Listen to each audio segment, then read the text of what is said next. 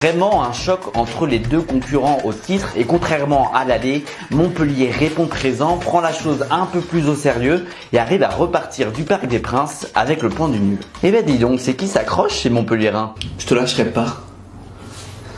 Mais... Non. Putain, mais il est relou lui.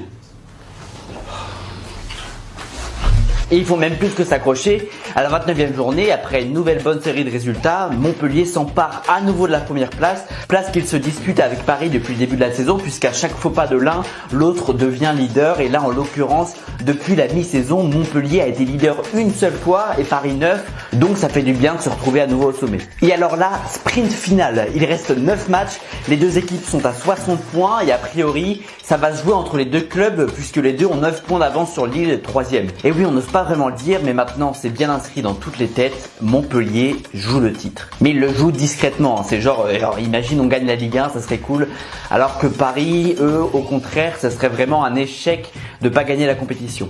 Comment ça, on n'a pas gagné la Ligue 1? Je croyais que votre objectif avec le PSG c'était de gagner la Ligue des Champions. Mais si on gagne la Ligue des Champions, on gagne la Ligue 1, ça va de soi. On a gagné la Ligue des Champions au moins. Bah non.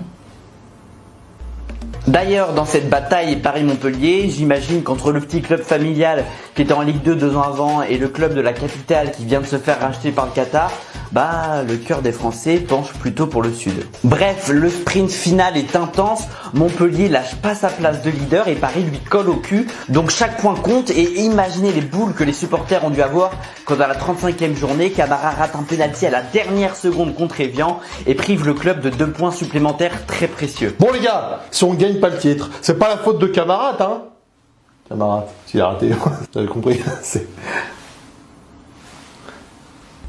Heureusement, Paris fait aussi quelques faux pas et avant les 2 dernières rencontres de la saison, Montpellier conserve 3 points d'avance sur son dauphin. Sauf que, dans les 2 derniers matchs qu'il reste, Montpellier joue un énorme match contre Lille, 3e, qui est bien revenu dans la compétition et qui peut mathématiquement espérer la 2e place et peut-être même le titre, donc ils sont motivés les Lillois et s'ils gagnent et que Paris l'emporte aussi, Montpellier cédera sa place aux Parisiens. Donc c'est un match compliqué qui arrive et ça se confirme puisque dans